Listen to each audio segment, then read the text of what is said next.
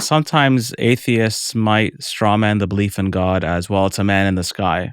In which Right. case, sometimes it's good to ask them for clarification. Which God are you referring to? Right. I don't believe in a man in the sky. Mhm. I don't. They've given women birth control pills since the 60s. That's right. That has never been talked about publicly, what it's been like for women. There's a difference between compassion and live and let live. I find live and let live to not be compassionate. When you say live and let live, you're telling civilization to go die and kill itself. Mary is the real bridge between Muslims and Christians. Because when that's Christians... fascinating. God has a way of speaking that you can miss if you're not really, really listening. Whereas the ego can be very loud and obnoxious.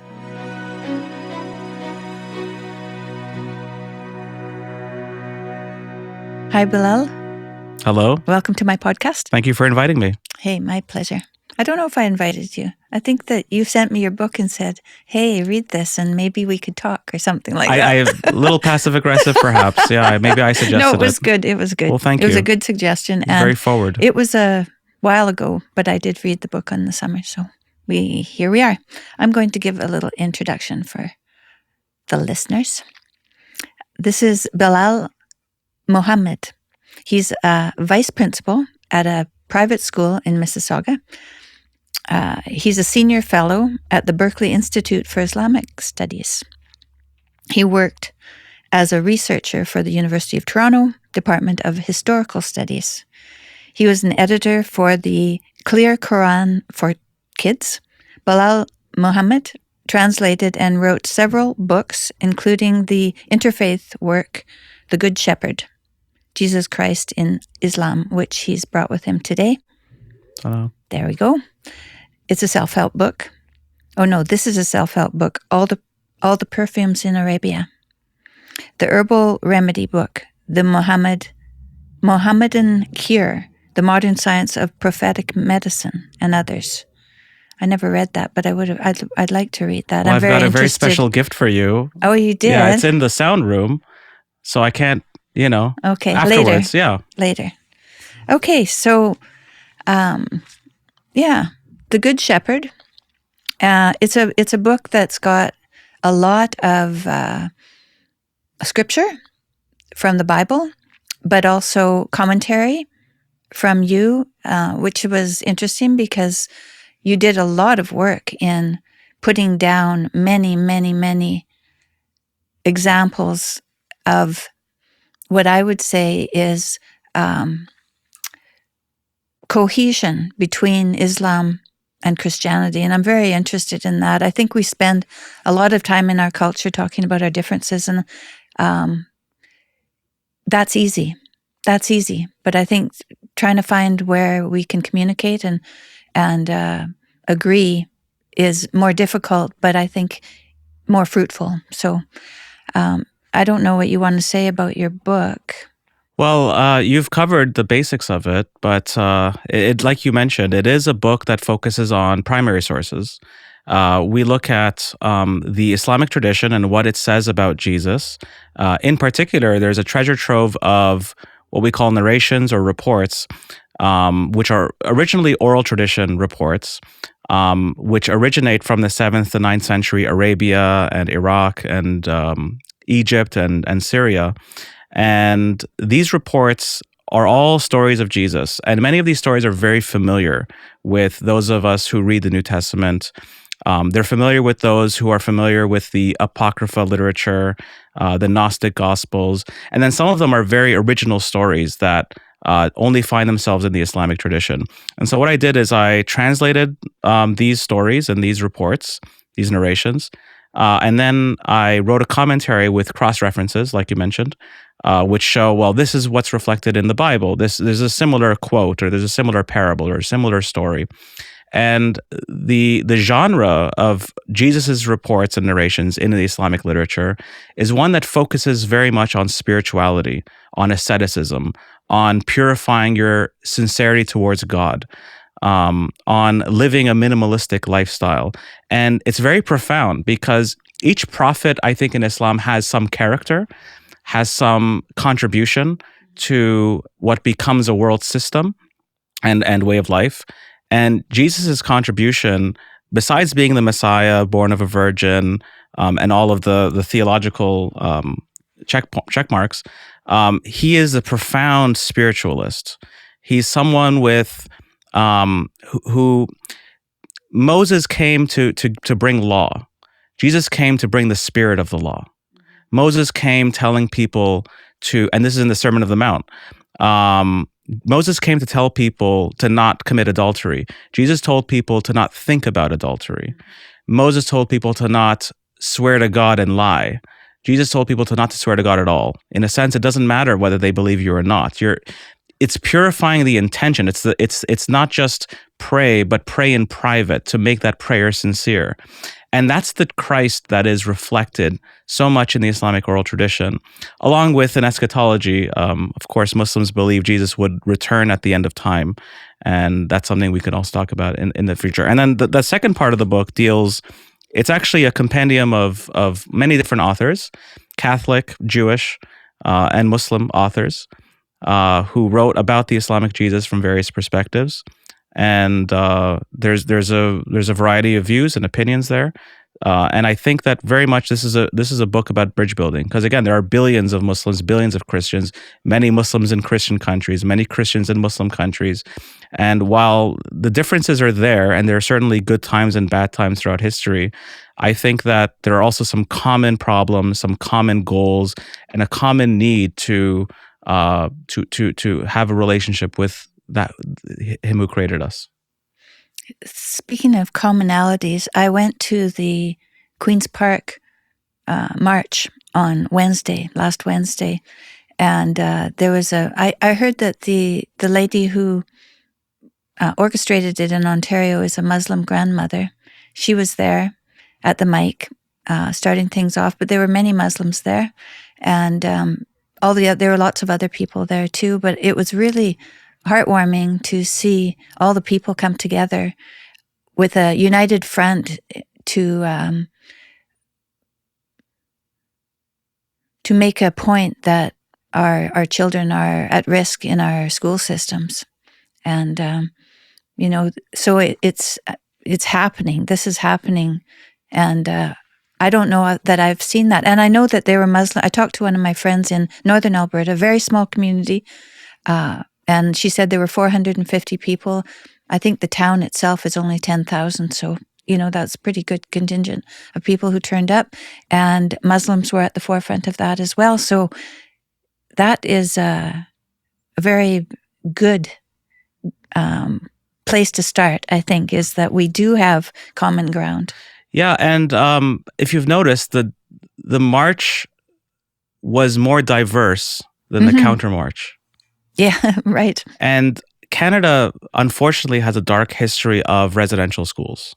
Yeah. Well, we have a history of people imposing values on children, often without the parents' consent. This has happened throughout history, everywhere. Yes. Yeah. And to kind of see that again, also using the language of compassion to say, well, what we're doing is compassion. I mean, I think that probably even the residential school system, many people probably had a compassionate, intention. Whether the result was it ended up being a disaster, of course. Well, I think there are predators that come and put themselves forward to work with children. Absolutely. That we have not been truthful about, to understand that. I mean, if you're going to ask people to run for government, the narcissists are the first people to put up their hands.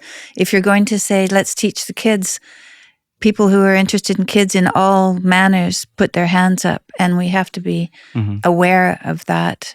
It's in the Islamic tradition, it's one should never seek power. It's a responsibility that so much of us can't bear, but in particular, it comes with a lot of tests. It comes with ego. It comes with schism. It comes with responsibilities that if it falls in your lap, then certainly you have to use it and use it virtuously and justly. But one should not covet it and seek fame and seek power and seek.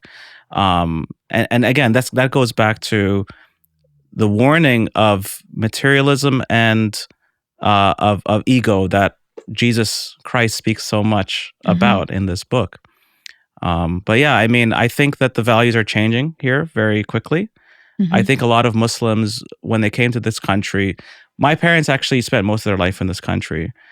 They're more Canadian than anything else. They're originally from Syria, but my dad left Syria as a kid. My mom as a young adult, and when we came here, it was a Christian country. You know, things were closed on Sunday. People went to church. Yeah, there were differences. Maybe we didn't drink. We didn't eat pork. We go to the mosque instead of a church, and others go to a temple.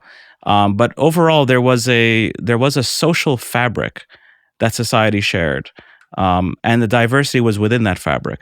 Now people can't even agree on basic terms. They can't agree on basic reality. There are echo chambers, and I think that what we're seeing with these protests and with the counter protests and others is almost a breakdown of a common myth and common narrative in our society. Yeah, it looks like it. Well, if you don't, I think if you don't have a common transcendent guiding you, it breaks and it multiplies and it comes up back in multiplicity. And it sure looks like that's what's happening now, is that if you don't have that guiding light, then what's guiding you? That's the question. Certainly. And I mean, a lot of these are new ideas. I mean, we've never dealt with this type of medication when it comes to hormone therapy. Yeah, well, you surgeries. know, although they've given women birth control pills since the 60s. That's right. That has never been talked about publicly, what it's been like for women. And I think that was one of the mistakes we made, because now they think, oh, well, you know, birth control pill was good for women. Let's try this out on, we can just give girls hormones and boys hormones and that'll be fine. But we just aren't having the conversations we need to have. It's an experiment. It's brand new. I think integrating bathrooms is an experiment. I think bringing drag queen story hour is an experiment. Disastrous. There will be collateral damage with these experiments, and it's happened already with detransitioners, for example. Yeah. I don't doubt the sincerity of some of the people who are looking at this in the name of compassion and inclusion. I get it. But there's an instinct, I think, that all of us should have of slowing down and being somewhat suspicious of the narcissistic actors that can come in between those who are vulnerable. And, it's not like people want to read stories to the homeless. They don't want to read stories to prisoners. They don't want to read stories in retirement homes. Well, women often want to bring stories to prisoners because they think they can redeem them. I agree.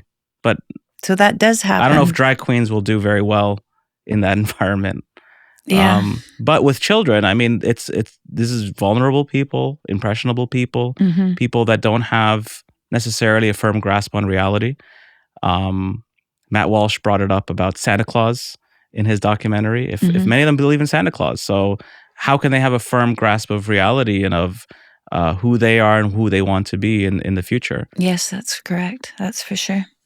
So in the beginning of your book, you have Jesus' sayings. So you have a number of scriptures there. And one of them starts out, "I cannot heal a fool." And I'd like you to talk a little bit about your commentary on that. There's more to it, but it's a parable. Well, the gist of it is that you can't fill a cup that's already full. You can't awaken someone who pretends to be asleep. And if we have a closed heart and a closed mind, then that's something that you have to unlock for yourself, right? I can't just come and show you monkey tricks and then that's going to convince you that of who you are, where you came from, what the purpose of life is, and where it requires you to think. And the Quran again and again tells its reader to think, to read, to reflect. And I think in many cases, faith some people misunderstand faith and they think that faith means you can't ask questions. That faith means that you can't, that you have to just accept things at face value, even if you don't understand them. I think that faith has to be inquisitive. I think that doubt even is a natural part of faith, and that faith then is a rational thing. I mean, I talk about how The belief in God is not just a belief in something that's unseen, but it's a belief in a rational truth, an empirical truth, and as Henry Corbin would say, an imaginal truth. That rationally you have the idea of a necessary being that all things are contingent upon. Empirically, you have, like, I love Stephen Meyer's new book, The Return of the God Hypothesis, which talks about the teleological arguments for the existence of God, the design arguments for God's existence, the design in the universe, the information in DNA. But then you also have this Jungian, archetypal, imaginal knowledge. Carl Jung said, I don't believe in God, I know, right? It's deep, deep, deep within us. It's fundamental. It's in the fiber of our being. And so one has to open their eyes to it. And if there are all these, if there are all these like disruptions and these emotional blockages to that faith, then that's something that is very difficult to heal. It's more easy to heal an illness than it is to heal a broken heart and a hard heart, in fact. Well, I think often the challenges that we're given through life are to bring us close to God. And so sometimes people are very resistant, and so they go through all kinds of grief without surrendering. Sure. But that challenge is brought to you regardless of what you've been through until you surrender. And sometimes people don't surrender, and then that's the end of them. It's actually, I think, much more. It's a brutal story with the story of Christ that brings the brutality of it center so that people can understand that this is something that you cannot deny, that you have to look deep inside yourself, like you said, deep, deep, deep inside yourself to find. Mm-hmm. Myself, personally, I went to church as a child. I was baptized. I went to Sunday school. My parents, my grandmothers, one of them played the piano in the church and the other one sung in the choir. Yep. And so I had a familial yearning to go there. But my family, I was youngest in the family, and by the time I was 12, everyone was gone. We lived in a very remote place, so everyone left home. And my parents weren't going to church, and I quit going. And I always had a yearning to go back to church, but I had left home and moved away, and so I'd lost my community, really. And when you lose your community, when you go back to church, there's no one there you know.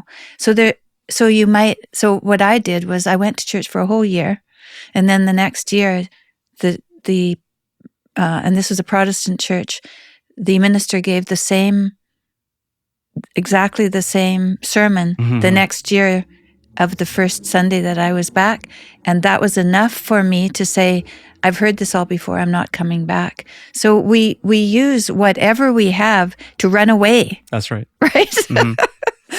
Yeah. Yeah. Sometimes it's like,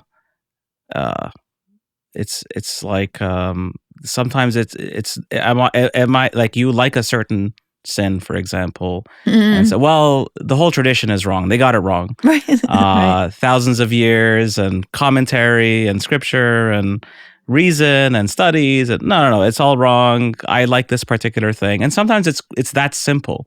Some people lose their faith over something that petty. Well, if you're getting something, like you said, from a sin that you are committing, if it's still working for you, you're not going to give it up. That's right. And so if you want to give it up, you have to pray to give it up, actually, before it requires lift. Sacrifice. Mm-hmm. And I think that in Christianity and in the stories of the prophets, these are the greatest people who suffered the worst circumstances. Mm-hmm. We are ordinary people suffering ordinary circumstances. And so when you're troubled with affliction in life, it's not a question of like, why me? It's an opportunity. It's trial. It's a tribulation. It's a test. Yeah. And in some cases, it makes you stronger. In some cases, it makes you more empathetic to others who are suffering. So in some cases, it makes you more humble.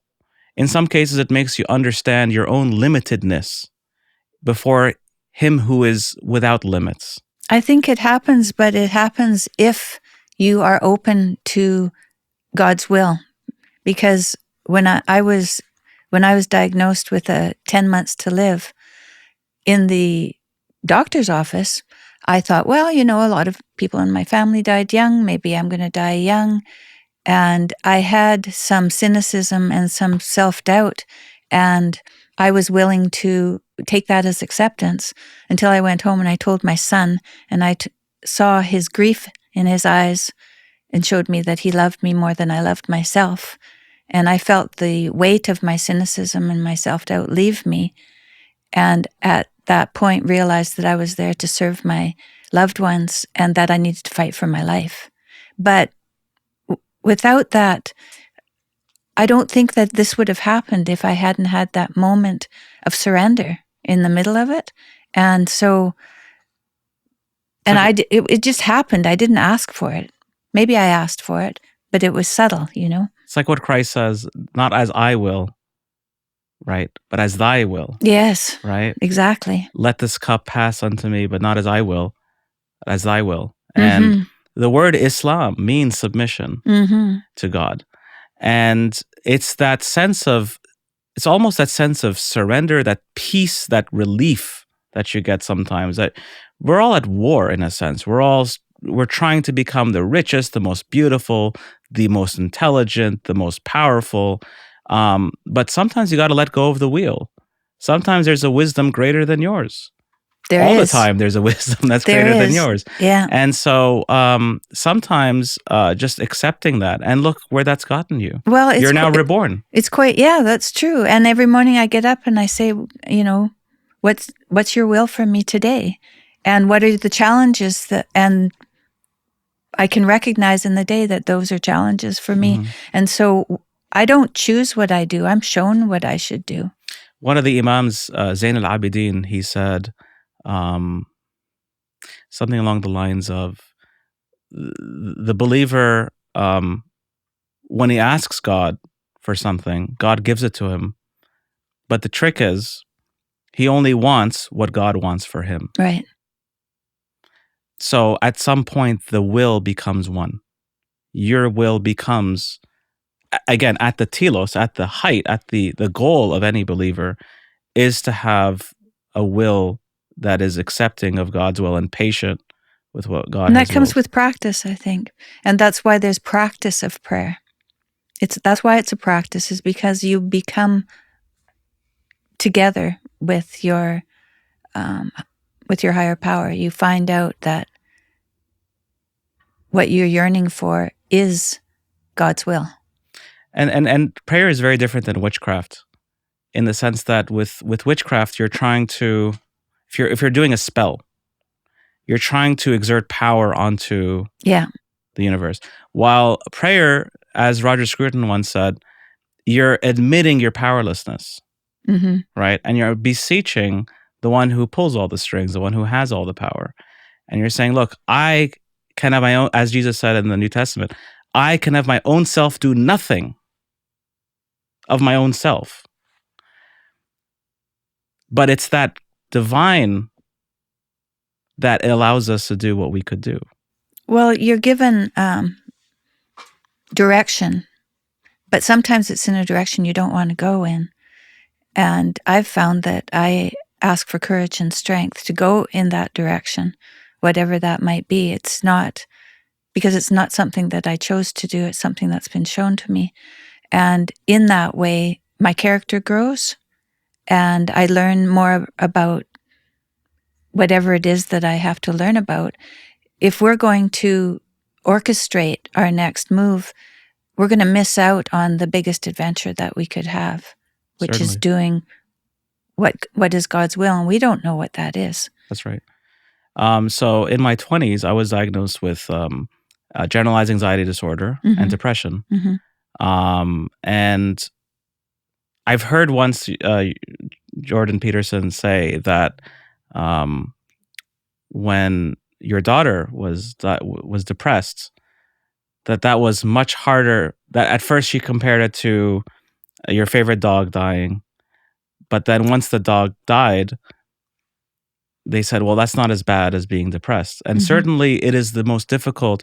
And because of my anxiety disorder mixed with it, it's the most difficult challenge I've ever in my life tried to overcome, right? Much more difficult than studies, than other health issues. I remember when COVID came and everyone was panicking, I'm like, this is nothing. Because when you have an anxiety disorder, you're always assuming the worst is going to happen, regardless of where you're going and regardless of what's happening in your life. So it's like, everyone was panicking and I was like, oh, this is actually okay. Finally everyone's panicking with me, right? But what it does is that there's really two selves. There's an ego self, which is tied to your bank account, your appearance, your age, your friends, your all that. But then there's this observer self, which is kind of fine with everything. It's observing, it's looking. It's not tied to your status and your ego. And I think, if anything, anyone that's struggled with anxiety or depression, they're going to see, and in some cases, other illnesses like how you struggled, you almost have to separate from the body, right? You almost have to decontextualize yourself from the situation that you're in order to really look at it from a bird's eye view and to properly see it in its place. And to, it's kind of like when you look at the night sky and you realize that, oh, every single problem that's ever happened on this blue little dot that is our Earth. Self-reflection, right? Yeah. You use self-reflection. And you're like, it's going to be fine, right? It's going to be fine. None of us are going to make it out alive. That's a fact. None of us are going to make it out of this world alive. And that's okay. That's nature. That's God's will, however you see it. But you just have to do the best for your day.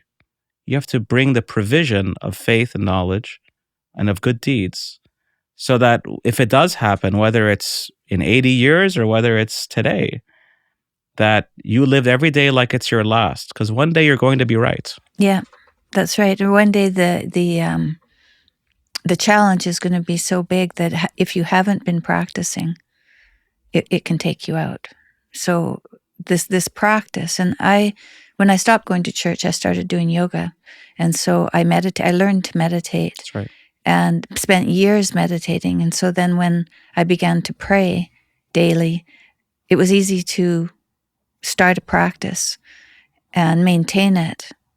And that has been so helpful to me, because I'll find something will happen in a day where I'll have an interaction with someone that I don't agree with, something I don't agree with.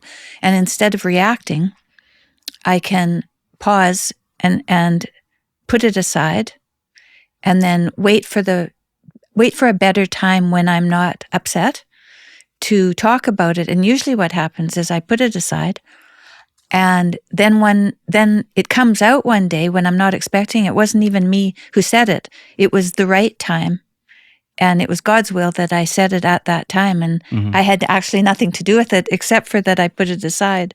Maybe it never comes up because it wasn't right. But if it was the right thing to say, there will be a time for it, but it's not up to me to decide when that's going to be. Well, sometimes when you're angry and it's difficult to speak, that's a sign that you shouldn't. Yes, that is definitely a sign that you shouldn't.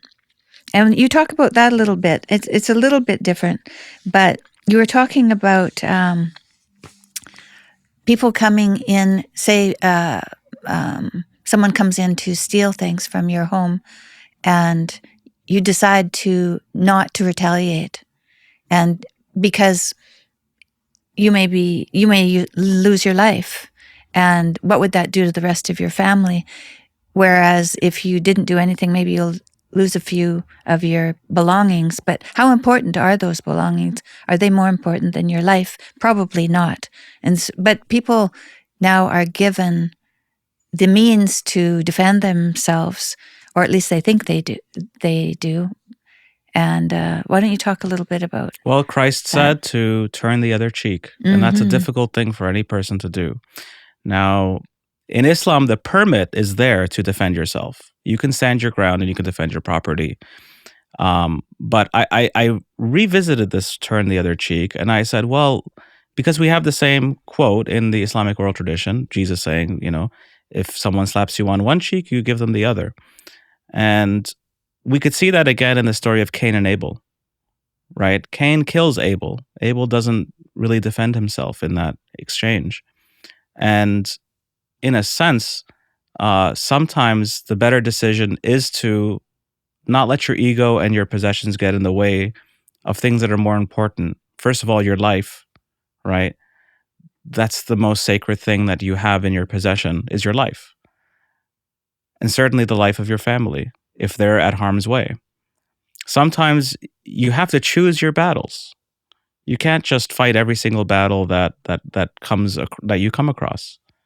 And so that's the spirit of that, I think, is to have humility, but also to think with the higher self sometimes, and look at what it is that you'll be losing in either scenario, whether you choose to fight or whether you choose to just yield. And this is something I'm thinking now about, just a normal everyday interaction that you might have with the person that you live with. Mm-hmm. And so one scenario might be that there's some anger or some fear that one of you is exhibiting. Let's say that you're going to go on a trip together, and you have to leave. So that means that you have to stop doing all the things that you're used to doing and being in a place that you're very comfortable with. Sure. And you've decided to leave. But that makes you anxious because you have an anxiety disorder. And so, but your partner doesn't like that you're anxious. And so instead of being supportive, feigns indifference. And that's maybe a habit that was instilled many, many years ago, but then leaves that situation and goes downstairs and thinks, that isn't kindness. That isn't kindness, and that isn't respect. And so when the other person comes, to have them come and be with you and overcome their resistance, because now you've made them angry, and have them sit and give them the kindness.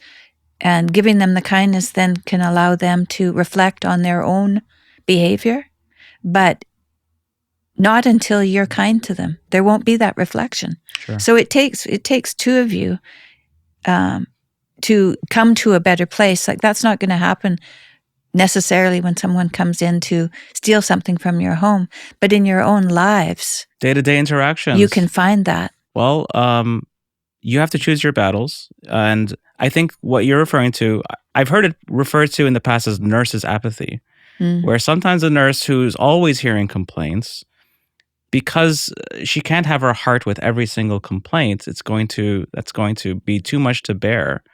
And so a lot of marriages are like that, where if one partner is complaining a lot, then the other partner, every time you complain, it almost dilutes the value of the complaint.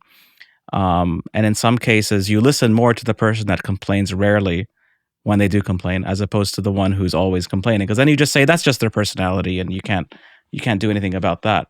I think that one of the great contributions of Hellenic culture, which certainly reached the New Testament and it reached the Islamic tradition as well, is Stoicism. And I think that people they should really try to choose when it's best to complain or vent, and to avoid it if they can, right? Because otherwise, it gets diluted in that way. Yeah. Right? So if I have a problem, go to my prayer rug, tell God about it, right, and I feel a lot better afterwards. And in some cases, that's better than actually venting to someone where that could actually harm the relationship that I have with that person. I like to go at the end of the day. I like to review the day. Yeah. Review if there's been any misunderstandings or I've harmed anyone. Maybe I spoke harshly to someone or something. The harm can be subtle. It doesn't have to be big. It's still harm. So you revisit all those things and see if you have an amends to make, if you have to change your behavior, and try to get all of that in order before you go to sleep at night, you have a much better sleep. It's also better to forgive people before you sleep too. Yeah. If people who hold grudges, it harms you more than it harms the other person, first of all. But to forgive and to let that go and to try to forget, again, learn from your experiences. I'm not telling people to just be naive and just forgive and never learn. You should learn from the experiences that you have with people, but at the same time, you shouldn't be holding grudges. You should forgive and accept people's natures as much as possible. Or if you can't forgive, pray to become forgiving. Because sometimes what's happened is so severe that forgiveness is way too far away. That's right. But there are steps towards forgiveness, and you can just say, "Give me the will to try to forgive." Yeah, and that's a start. Well, the only one that can forgive the great sin is the great one, right? Yes. And there's nothing that God cannot forgive after sincere repentance. Hard to believe, isn't it? But it really that's is. True. It really is. But all humans have a limit. With God, whatever your crime is, just keep coming back. The door is always open. Whoever you are. So let's see. Maybe we've talked about this before, but oh no, here it is. So in the spirit of the law, part of the book, you say Jesus does not just prohibit adultery. He prohibits thinking about adultery. And you touched on that it's Jesus who talks about the spirit of the law, whereas Moses talked about the law. That's right. But I think that I read a Facebook page post of yours, and in that post you were talking about, do you believe in God? Do you believe in God? Which you brought up already, but you brought up something that my husband says, that Dr. Peterson says, and he says it depends what you mean by belief and what you mean by God. And I thought I could maybe just help you to understand that, because I've heard him say that many times, and I've heard him explain what he means by that. And I think he explained it even after I made, not that he was reading it, of course, but I'm saying that I think a lot of people caught on to that, and he has since clarified. And okay. And I think you can explain it much better than me. No, that's all right. Go ahead. Well, I almost think that he said something like, you have to be in a position where you're acting as though he exists at all times, that he's always watching you, just believing in God as a kind of checklist, in a canon. Right, a lot of people believe in God as part of just a canon, an origin story, and that's that. They don't think about it. Versus, I think coming from a psychologist, he's going to really look at what belief means in that context. And for him, believing in God is really, manifesting that belief in every moment of your every action, in all your actions, all your actions, but not just your actions, in all your thoughts. Right. And I think what he says when he says, what do you think he says when he says, what do you mean by God? Has he described that publicly? I think he has, but I imagine go ahead. He looks at it in a very archetypal way. I would imagine, but perhaps you can explain better. Well, I think that people might misunderstand what they have in the highest. They may have their husband in the highest place, or they might have their finances in the highest place, or they might have their mother in the highest place, or their children in the highest place. And you have to realize that only God can be in the highest place, and to let all those other things and all those other people go. And so I think that's what he means by, it depends what you mean by God. Well, I think sometimes atheists might strawman the belief in God as, well, it's a man in the sky. In which case, sometimes it's good to ask them for clarification. Which God are you referring to? Right. I don't believe in a man in the sky. I don't. That's not the God that I believe in. In many cases, I think Hamza Yusuf, who spoke to Jordan Peterson some months ago, maybe a year ago now, but he's brought up the point that atheists often think more about God than theists do. And they have high expectation for God, that how can God allow such and such a thing to happen? So really, almost on a subconscious level, they have this, they're always thinking about God. They have this very high opinion of God. They just can't make sense of theodicy, right? The problem of evil. in the world that we're living in, which certainly has injustice and evil all around us, right? But they don't see where the story ends. They don't see how all of this gets consolidated. We can only judge if what's happening right now in this moment. Yes, that's right. Right? We don't necessarily know what the plan is and what the destination is. So one of the last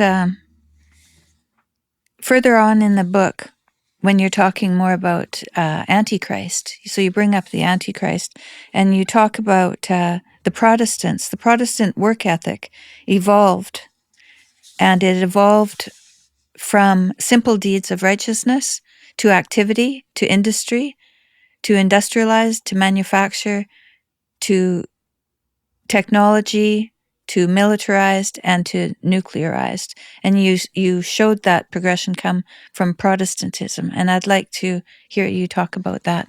I think that may have been an essay written by like a different person in the book. Yeah, that I included in the book. So what do you think about that? Well, I think that Max Weber said in the 19th century that certainly there is a Protestant work ethic which is in part behind the industrial machine that is modern life. And I think that when you remove God from that, as many people don't have God like once you separate church from state, once you make religion a purely private matter, and in particular, once you start having doubts in the tenets of that religion and in the scripture of that religion, you now have the machine running without necessarily the purpose that gave birth to that machine. I think what we've seen in the last centuries, the way that I read history right now, is we've seen almost a fall. We see, depending on how you look at it, I think if you look at history from a very Darwinian perspective, you look at man as a tool-making animal, and that as the tools get more and more complex, the higher the civilization.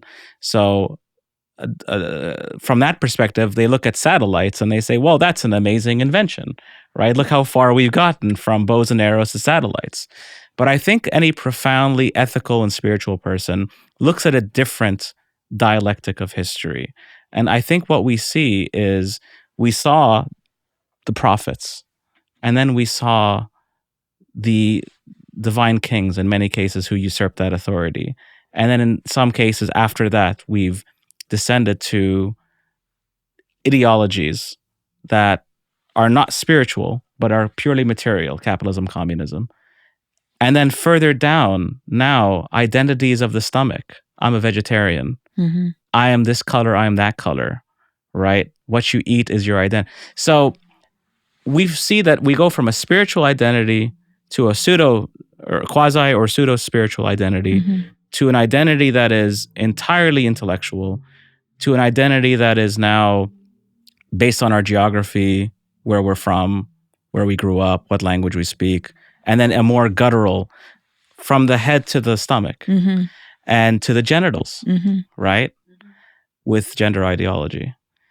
So we see this fall, and although we have this impressive technology, and again, I'm not pure reactionary. I appreciate a lot of the modern medicine, and there's a lot of blessing in modern life. But quality of life is not just about the tools that we have. It's about, are we kind? Are we aware of the meaning of life? Are we aware of our purpose in life? Are we fulfilling that purpose? The telos of the human being is something that Aristotle and many others have spoken very deeply about.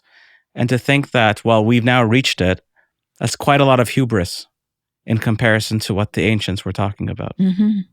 When you talk about kindness, and we talk about compassion, because there's compassion gone rampant in our society, and that it's been weaponized. Kindness has been weaponized and taken from what used to be in the home. You had kindness for an infant, to compassion in the workplace with it's compassion with no grace. Yeah, and that has been a very strange metamorphosis coming from mothers and babies, really, to women in the workplace having compassion for the downtrodden or whatever it is that they're. And in some cases, the serpent. Yeah, it looks like the serpent Well, has arrived. There's a difference between compassion and live and let live. I find live and let live to not be compassionate. When you say live and let live, you're telling civilization to go die and kill itself. And in some cases, you have to intervene. You have to tell people that what they're doing is harmful. It's harmful for them, harmful for future generations, harmful for society, harmful for the social fabric and the transcendental that you mentioned that binds the society as we know it. So I think so much of the compassion is just live and let live. They're different than you. Tolerate it, accept it, love it, move on. Well, the good mother fails, right? She fails because she allows her child to go out into the world, which is part of the story of the crucifixion and the resurrection, is that Mother Mary, in the Pieta, she's holding her son. He has gone and been sacrificed to the world, which we do with all our children. If we don't do that with our children, you coddle them. You end up 70 years old and your son's in the basement. And that's not a good scenario for anybody. Not for the mother or even worse for the son that's in the basement. Because if she's 70 and her son's in the basement, he's probably 50 years old. That's right. Yeah. And that's wicked. And what's going on with the children in the schools, and it's not just women, it's not women per se, but it's a feminine spirit, right? And so men can portray this spirit just as well as women can.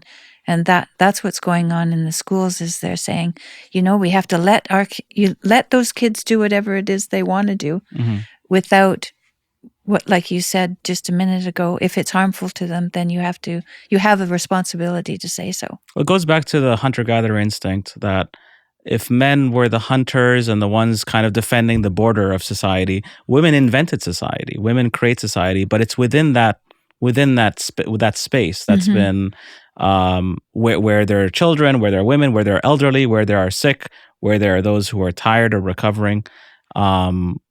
That's the space where women, I think, thrive. It's called the mother tongue for a reason. And I think that they are able to empathize, socialize, teach, and there's a very beautiful instinct of love and motherhood and empathy that women have.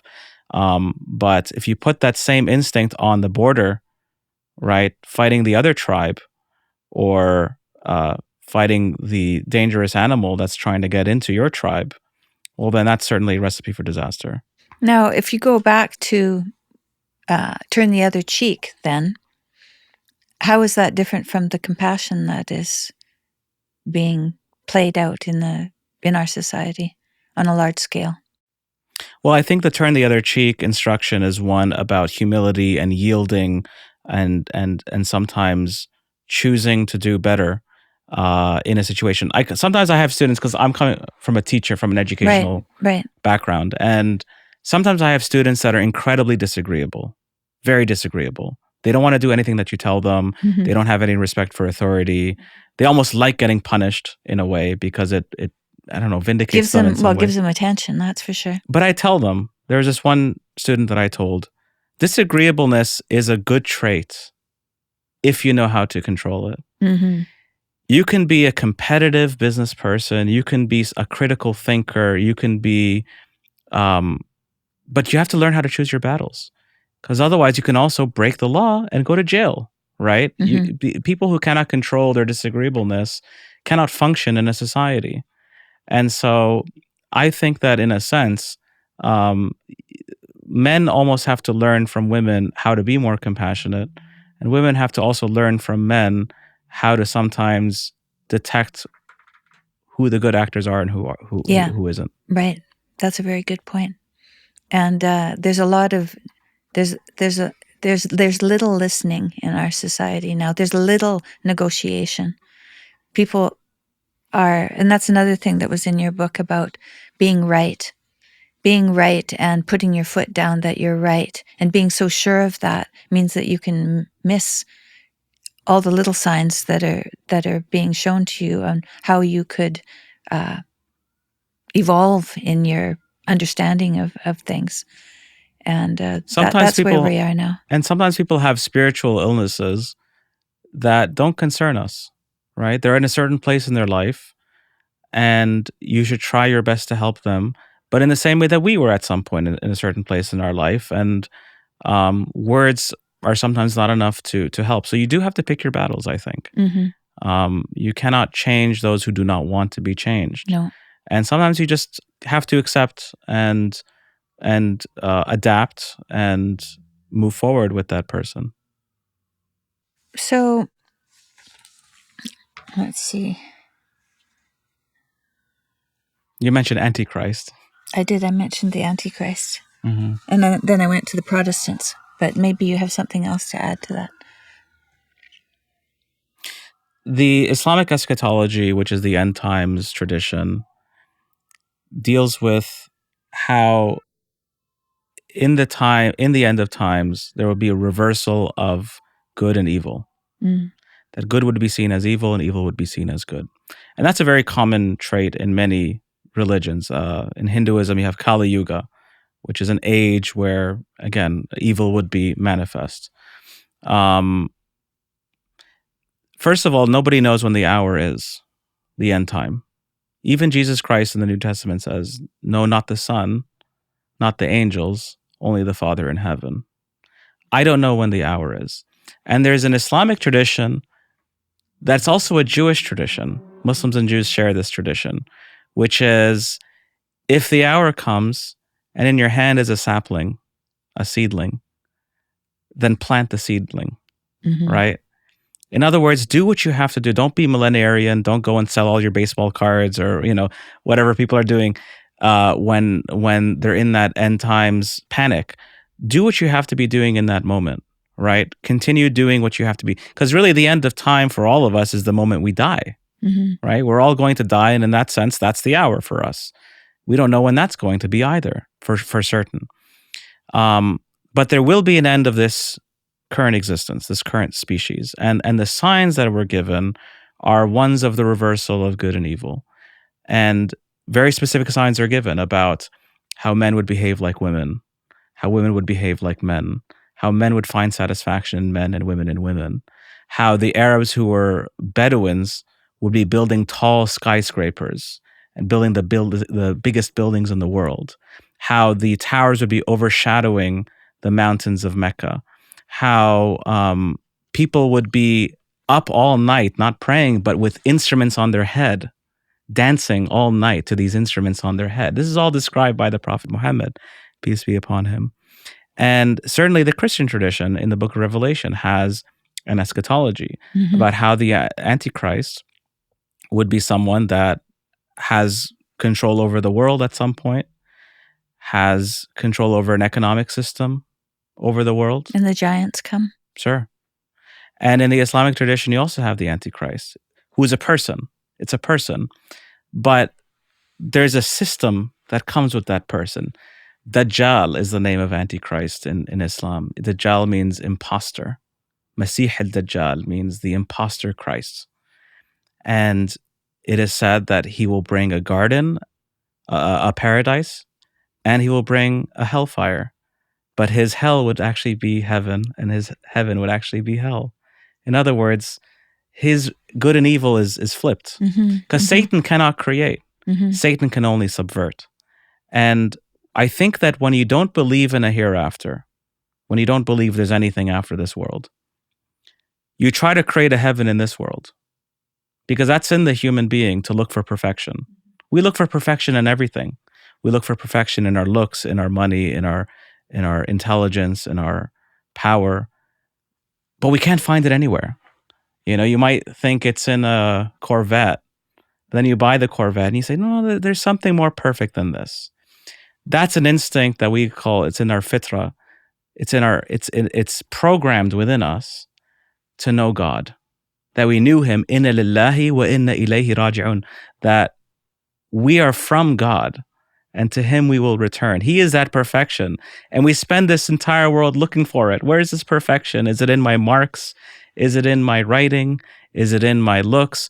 And then you find that it's only in the one. It's in the next right step that you take. That's right. That's the only place. Those who don't believe in any kind of spirituality, let's say Marxists, they try to create a utopia. Yeah. It's a utopian philosophy. It's a messianic philosophy where you have a perfect society. And that didn't happen. I don't believe that's going to happen in that philosophy. And I think even if you had an ideal Christian state or Islamic state where all the right people and all the right decisions and all the right circumstances are there, you're still not going to have perfection there. No. Right? Well, there's only perfection in God's will. And that's only momentary. It's only present at this time. It's nothing that you can plan for. And there's a book by Sander, I think it's called The Historical Figure of Jesus, where he talks about the historical Jesus, as many books do. But he talks about how Jesus Christ, peace be upon him, came in a time where you had zealots and you had Pharisees. Mm-hmm. He was neither a zealot nor a Pharisee. He was his own person. He didn't come with just a political blueprint for first century Palestine. He came with something much bigger than that. My kingdom is not of this world, he says. And the zealots, like there's a scene in the New Testament where Pontius Pilate presents, you got Barabbas or you have Jesus. In the earliest manuscripts, Barabbas' name is Jesus Barabbas. Jesus Barabbas. Jesus, the son of the Father. So in other words, Pilate is saying you have Jesus and you have Jesus. Right. But which one do you want? Mm-hmm. He's talking to the crowd. Jesus Barabbas was a zealot. His promise was rebellion, fight against Rome, try to create some kind of a state. Exactly. Material, yeah. Jesus Christ, his kingdom is not of this world. They free Barabbas. What happens? In the year 70, the temple is destroyed after rebellion. In the year 132, you have the Bar Kokhba rebellion. Bar Kokhba believed that he was the Messiah. And he was accepted by, by the rabbis of that time to be the Messiah. And they formed a state for 2 years. And then we know what happened with that, and they were kicked out of that land for centuries. So sometimes we look for a material perfection without understanding God's plan. Right? Yeah. And Jesus came with something that transcended his time and his place. He came understanding that God does not change a people who does not want to change themselves. That change comes with the self. It comes with the mustard seed. Mm-hmm. It comes with sincerity. It comes with purifying your intentions. It comes with following the spirit of the law.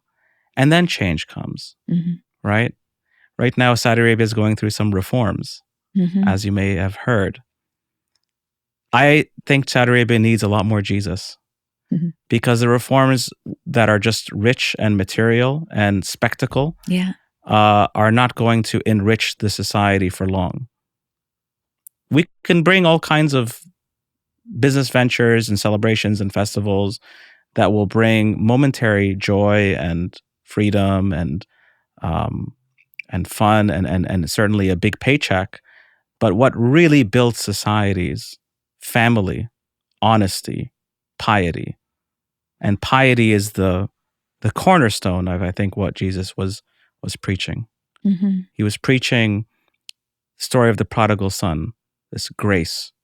He was preaching on the Sermon on the Mount, the Beatitudes, right? Which is a very radical, even by our own understanding, view of what humans should do and how we should be. What it means to be pious. Elaborate on that. Well, I mean, blessed are the peacemakers, blessed are the poor, right? He has this very, I don't think any defense department would survive following that scripture, the Sermon on the Mount, if one is to read it in detail. I think it's a radical form of peace, a radical form of sincerity, a radical form of looking at the spirit of the law. And I mean, we see this, we see what ends up happening with Jesus Christ, right? He threatens the power structure of his time, right? He's preaching to these poor, basically country bumpkins, right? He's turning over the money changers, right? Which becomes a symbol for turning over the elite and what happens to the temple in 70 AD, right? It's not about what the gold of the temple and the greatness of the Pharisees and their ability to quote scripture. It's about piety. So the Old Testament, in the Old Testament, God is portrayed in different stories. In Noah, God is the spirit that helps you to prepare when there's trouble coming. So, and as you get through the Old Testament and you get to Job, Job is the first story where God is within him, and when that's where his resilience comes. It comes from within him, and that's the first indication that it might be a personal relationship.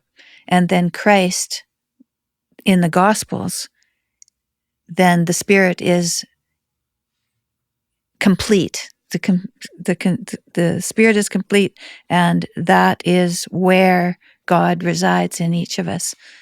What do you think of that idea? That's a wild idea. Definitely in the Old Testament, it's law, and New Testament you have spirit of the law. Yeah. Old Testament, it's kind of rules, and then in the New Testament, it's grace. There's a saying again in both Islam and Judaism where God says, "I have allowed my grace to overcome my wrath." God introduces himself in the Quran again and again and again as the beneficent, the merciful. Grace is the Quran says that God's grace permeates everything, right? That his grace encompasses everything. I think that what we see in Moses is a rule-based system with also spirit. I don't want to strawman it too much because again, in Judaism, there's a lot of spirit of the law too. But what you see with Jesus is a radical grace. Ultimately, I see Muhammad, peace be upon him, as uniting both instincts in one person. I think that he had the asceticism and the minimalism of Christ while also being a statesman and trying to run a society. And certainly running a society does come with difficult decisions at times. But he had a constitution. He did not pursue violence for a very long time until basically he was forced out of self-defense and then out of the expansion of that society that he had built. And I see both the spiritual ascetic in him who is looking at character. The Prophet Muhammad said, peace be upon him, إِنَّمَا بُعِثْتُ لِأُتَمِّمَ مَكَارِمَ الْأَخْلَاقِ, which means I've only been sent to perfect noble character, virtue, again. But you also have that legalistic component. And so I think God comes in the fullness of the book, in the volume of the book, as it says in the scripture. I don't remember the citation, but behold, I come in the volume of the book. And Jesus in his second coming does the same. He comes not just as that pious man that we all love, but also as a ruler. He comes back with knives. With an iron rod, right? And he comes for judgment. Yeah. Yes. So you have the sheep and the lion. Some of us are sheeps in sheep clothing. And but he certainly was a lion within. And I think that we should be monks while also lions. Well, we have to realize what the difference between, so in Cain and Abel's story, Cain, through resentment, kills his brother. And the descendants of Cain come to Tubal-Cain, who is the metal worker and the forger of iron. And that's where the that's where guns and ammunition and everything have come through in the Bible from Cain till Tubal-Cain.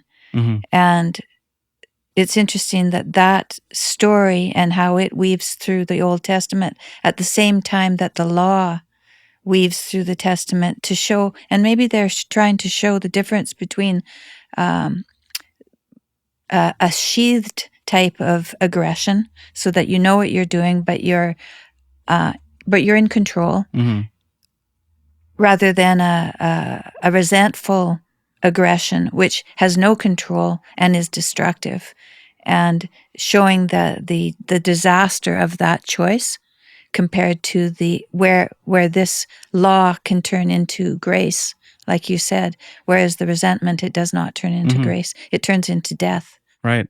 Well, every society, every family, in fact, has its own rules and its own legal system. And that's one of the necessities in running any kind of polis and any kind of society. And so I think that so much of the law, and I understand this is a divergence from a Christian perspective, where Christ is a fulfillment of the law.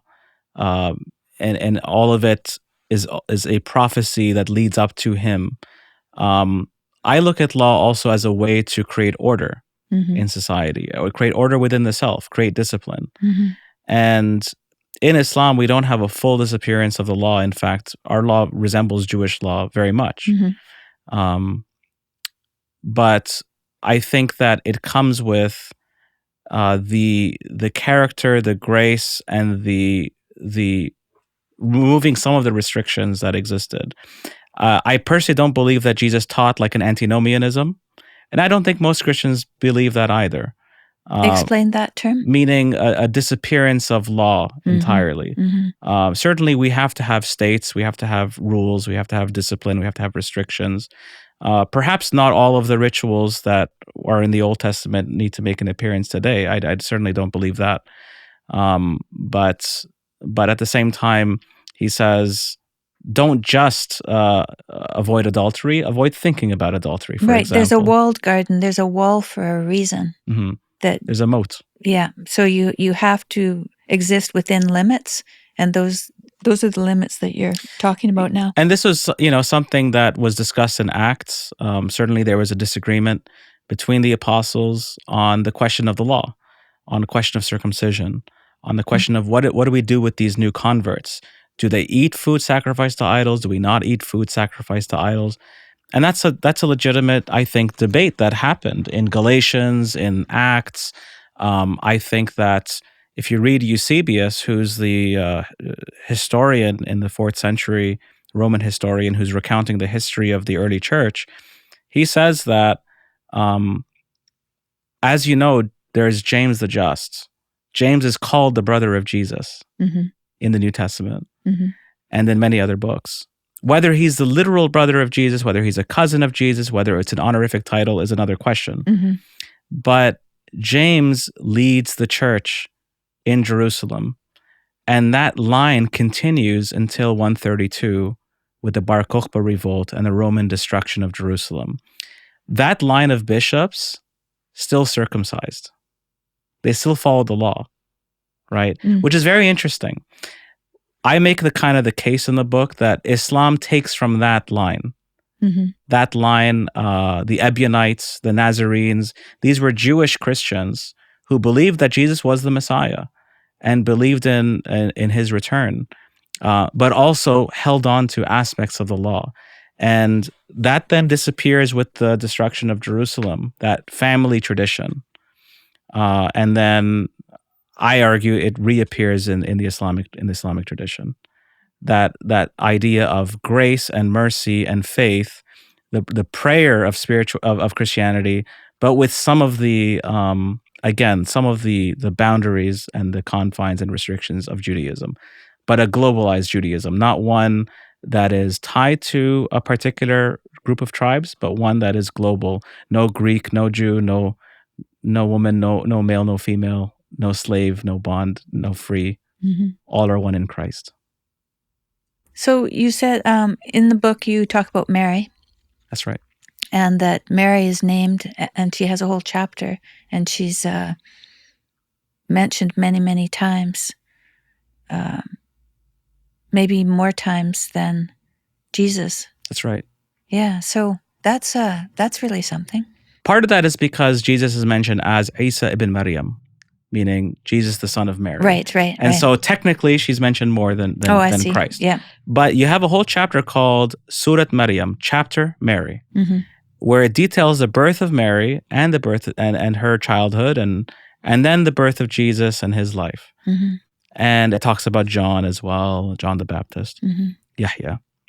And there's an argument in the book. Avelina Bellestri, who is she writes one of the chapters in the book, and she's a prolific Catholic author. She's going to love that I mentioned this, but she recently wrote a book retelling Robin Hood from her perspective. Oh, yeah. Yeah. Oh, interesting. Yeah, it's a retelling of Robin Hood. I think I'm going to butcher the title, but she actually writes in her chapter that Mary is the real bridge between Muslims and Christians. Because when Christians, fascinating. Yeah. Because when Christians look that Muslims believe in Jesus, but they don't believe he's God. They don't believe in Trinity, and they don't believe necessarily in atonement and like that comes out of crucifixion. And so sometimes Christians struggle to see, well, how do Muslims see Jesus? And I've heard even your husband talk about this in a couple of his podcasts with Mustafa Akiol and Muhammad Hijab, is how exactly are we to understand Jesus in Islam? Mary, on the other hand, is given this honorific status. She's still the Virgin Mary. It's the same general story, but also some of her childhood. And what's painted is that she is this virtuous, dedicated woman with miraculous qualities, with saintly qualities, who's in communication with the angels, but that she's also a woman in a male institution, that she was actually dedicated in the temple, which was unusual for young girls. So they thought maybe they were expecting a boy and they got a girl? Yeah, that they were expecting a boy, that God had promised them a child, and it was a female. And in the Quran, the mother of Mary says, well, the male is not like the female. But really, that prayer was answered in Jesus, right? Jesus is the boy. So you don't just get one miracle, you get two. And they're called miracles in the Quran. They're called ayah, sign, miracle. Mary and Jesus, both of them. Oh, both of them? Yeah. And there's a verse which says, Inna Allah astafaki wa taharaki wa astafaki ala nisa al-alamin, meaning God has chosen you and purified you and selected you over all women of all the worlds. That's Mary. So in a sense, she's the real bridge in that argument. But to answer the question that your husband has about the place of Jesus, because in Christianity, Jesus is the Logos, right? And the Logos has this essential place in even our civilization as the basis of language and logic and human ability to communicate and all of this. Jesus is the Logos in the Quran. He is called the Word of God, or a Word of God in particular, specifically. But it's not so much Logos from the sense of logic and language as much as it's God's ability to say be and it is. His ability to bring something out of nothing. And so Logos becomes God's power. That we are actually powerless, and that everything happens with God's will and permission. And that even the very miracle of existence is out of his simple utterance, kun fayakun, be and it is. Well, I think that if we are silent and we ask, we can hear God's word. And that is the most, it's what we are looking for, and also what we can answer to and not be afraid.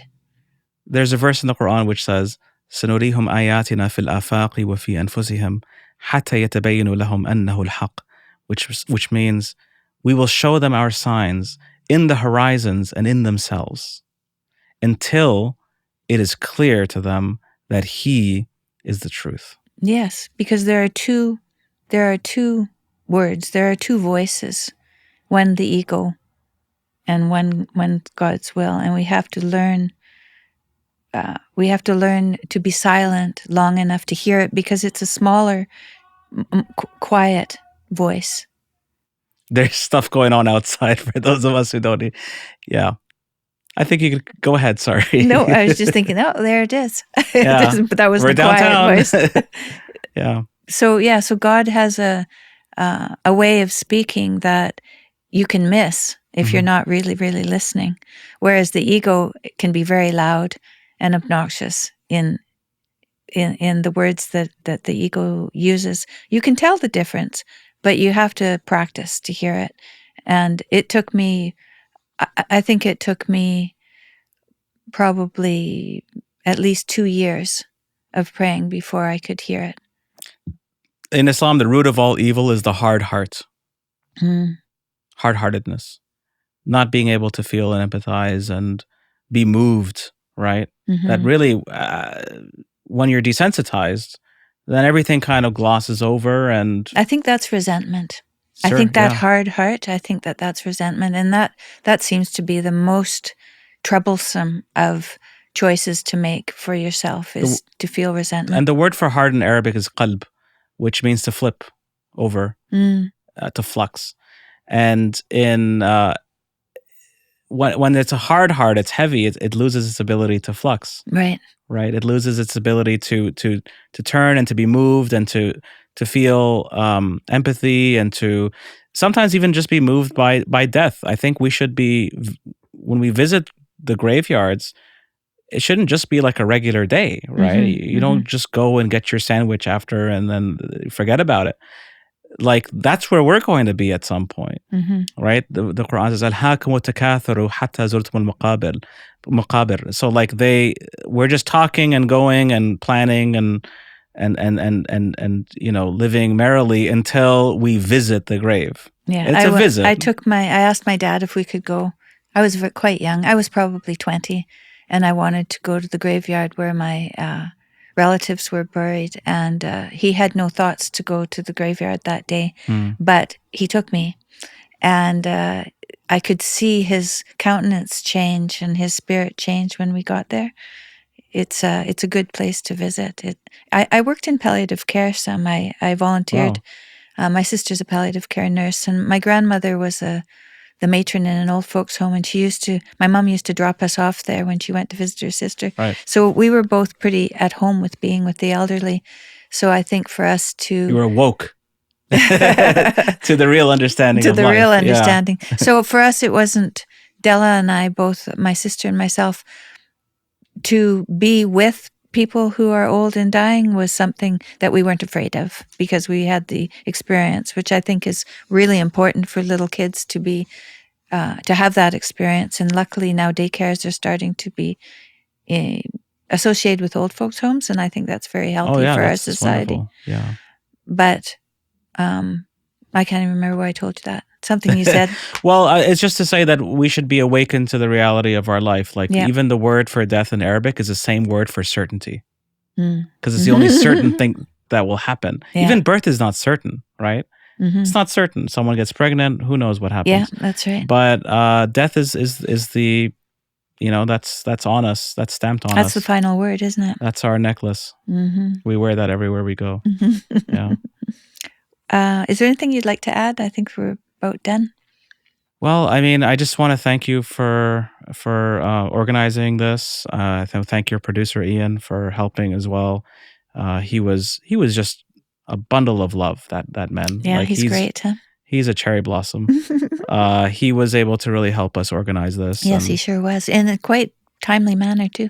Absolutely. I know that these things are not super convenient, so I do appreciate, and I hope this makes for good content. Me too. Thanks again. Thank you so much.